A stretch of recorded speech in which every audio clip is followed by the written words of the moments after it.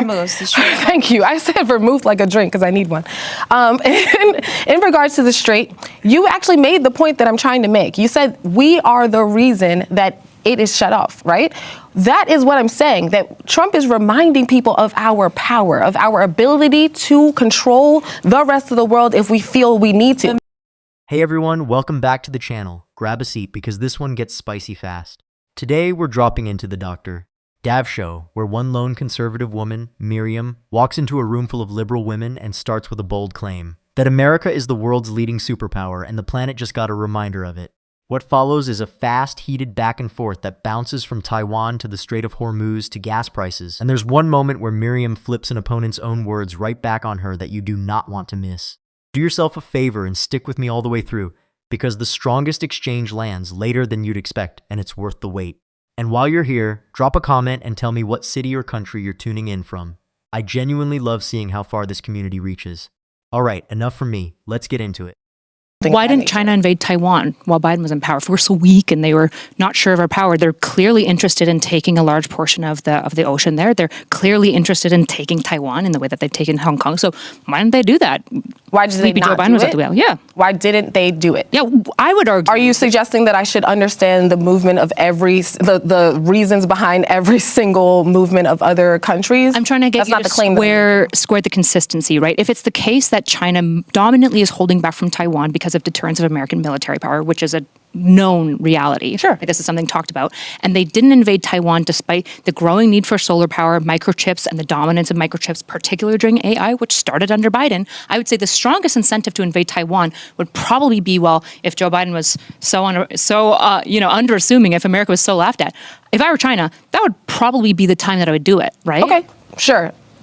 Maybe they could have during that season, but that does not, you're creating a false identity of understanding everything that was going on in China at the time. You're suggesting that because they had a opportunity to do it during Biden that they would have if I'm they saying felt that more they inclined definitely to do didn't, so. because the American military, nobody has ever forgotten that America is the number one global superpower. It has the largest economy. It has the largest military that is most funded. Nobody's forgotten about this. This is why Mark Carney talked about I how think if you look and just watch. But what do you think that Trump has actually done in his second term that has actually reminded people, the world, that we are the global superpower? What has he actually done? Major dictators in two different countries in the last let's get it straight 6 here. months. So you said that the reason that Trump needs to remind the world what America is, again, a oil company with a military, is because of the fact that Biden couldn't speak. That's the reason why we needed to bomb children in Iran. It's not just because Biden couldn't speak. Okay, I'm saying that the United States has been used and abused by other countries. We have been made fun of by other countries.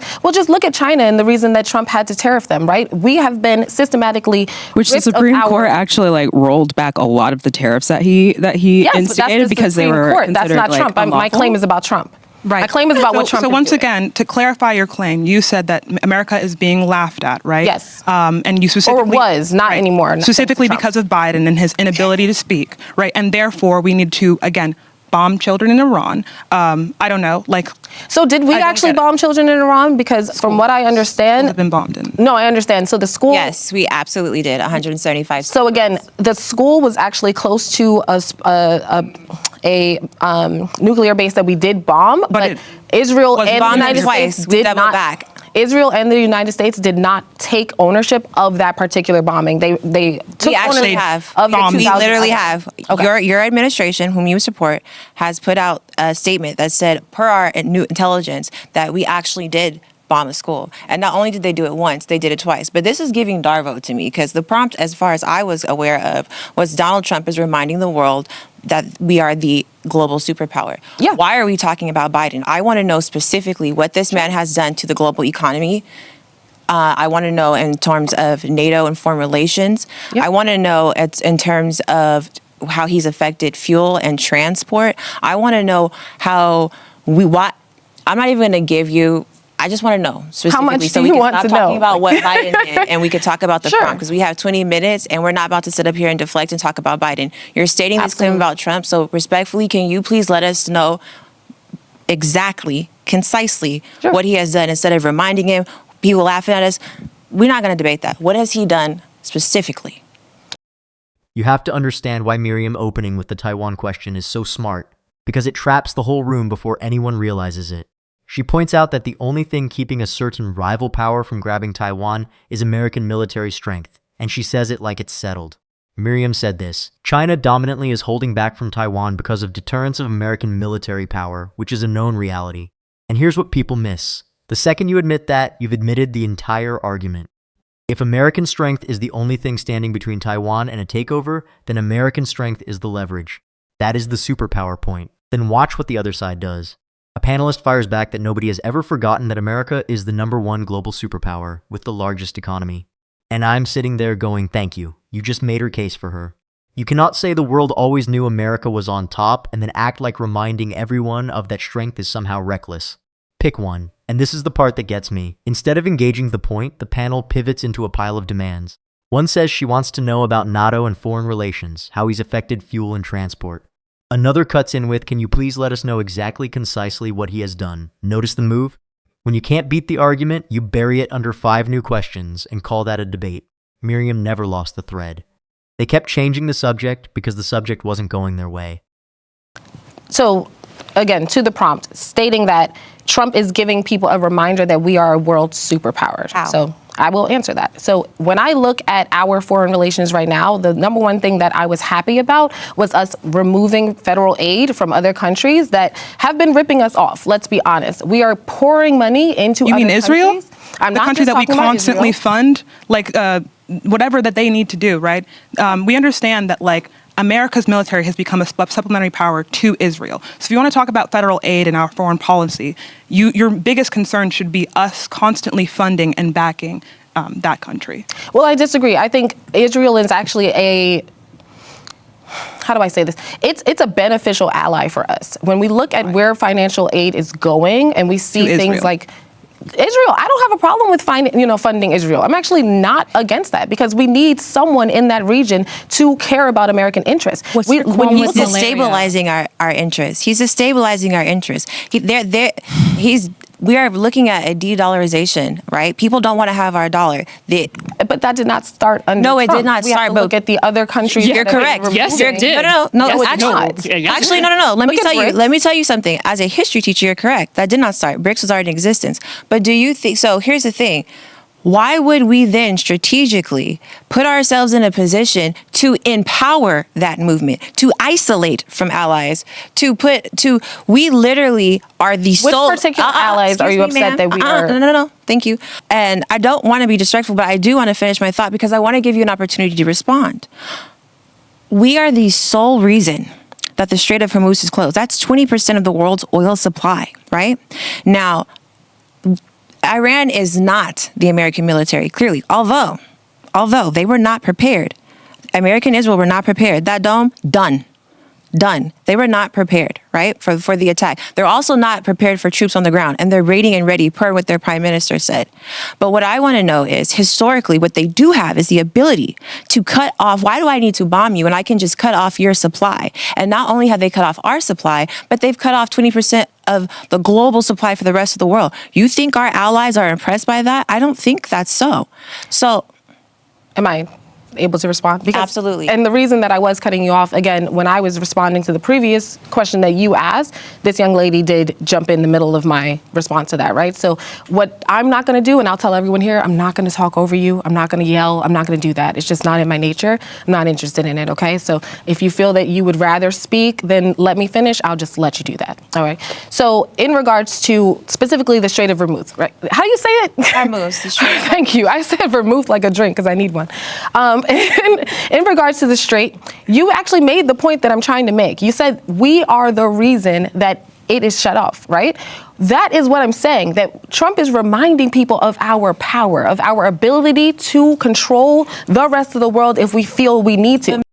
Now this is the strongest stretch of the entire exchange, because Miriam finally hands them the concrete answer they kept screaming for. Miriam said this: the #1 thing that I was happy about was us removing federal aid from other countries that have been ripping us off. And honestly, love the policy or hate it, you cannot pretend she dodged. She named something specific.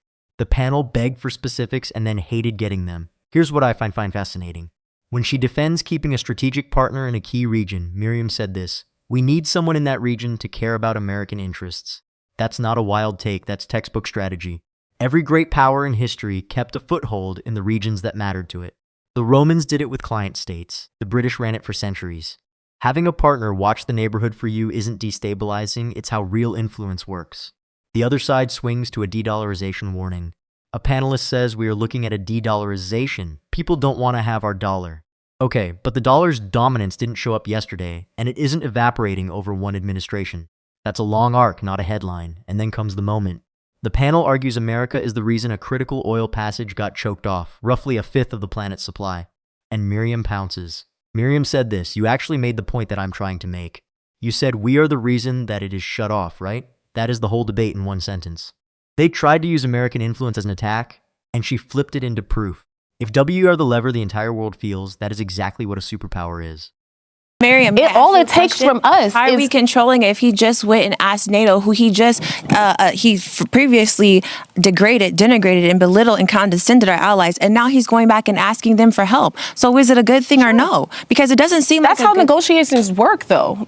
No, that's bad strategic and lack of policy. And for the sake of our survival, Democrat, Republican, like as American citizens, I'm gonna call it out and push back because it's dangerous. It's dangerous domestically. What is dangerous? Brinkism. Okay, explain. Go ahead. Brinkism is his policy, right? So most diplomats, especially after World War II, were like, hey, wars suck. They're bad for economies, kills lots of people, especially young people. Are they bad for economies? Yes, they're absolute. Well, hold on. Yes, they are unequivocally destructive for economies. The Dow, it's no longer over 50K, Pam Bondi, right? It's not. I think it was at 45 last time. But it also reached the highest levels that we've ever seen it. It's also starting to crash. Give that acknowledgement where it's due. We can't take one and ignore the other. We can't because we have studied this historically, economically. Wars are bad for economies. They are always bad for economies. I mean, do you know how much the war is costing a day?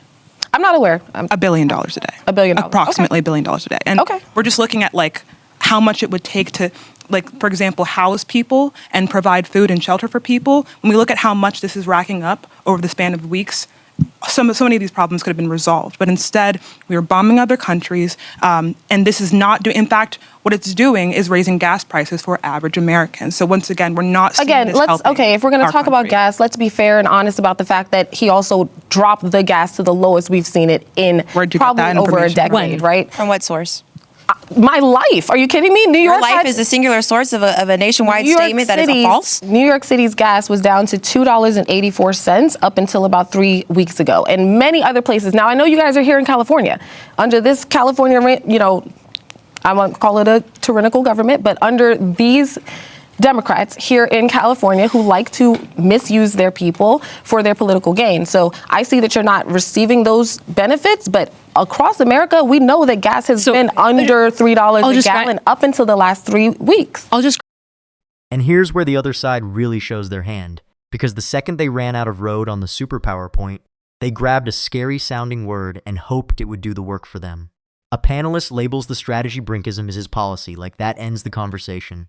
But let me break down why that's so weak. Brinkmanship isn't some exotic insult, it's a documented diplomatic tool studied for generations. During the Cold War standoff over missiles in the early 60s, it was the willingness to go right to the edge that forced the other side to blink and pull their weapons back out. Going to the edge with leverage in your hand has ended crises, not just sparked them. Calling it a dirty word doesn't make it one. Then they pivot again, and this is the part that gets me. A panelist insists wars are bad for economies, they are always bad for economies, and throws out $1 billion a day. And look, I feel the pull of that number, but always is doing a mountain of heavy lifting there. History is messier than a slogan, and economies have been hauled out of long slumps by massive mobilization before. I'm not cheering for conflict, nobody sane is, but you can't hand me a bumper sticker and call it economics. And then we get to gas, and this is where it collapses for them. When the panel tries to pin rising prices on the administration, Miriam doesn't flinch. Miriam said this, New York City's gas was down to $2.84 up until about 3 weeks ago. And notice the entire counter from the other side was basically my life, my personal experience. You cannot run a national argument off one person's anecdote and then accuse her of cherry picking. That's not a rebuttal, that's a feeling with a microphone. What I keep coming back to is the pattern. Every single time the argument got pinned down, the other side changed lanes. Taiwan, then aid, then the dollar, then Brinkism, then war costs, then gas, 6 lanes in 9 minutes. And through all of it, one woman kept dragging the conversation back to the actual claim while everybody else tried to outrun it. You don't bounce between 6 topics when you're winning. You do that when you're hunting for an exit. Watching one person hold the floor against a whole room moving the goalposts, that's the entire video right there. So what do you guys think of this? Leave your thoughts down in the comments, please like and subscribe, and I will see you in the next video.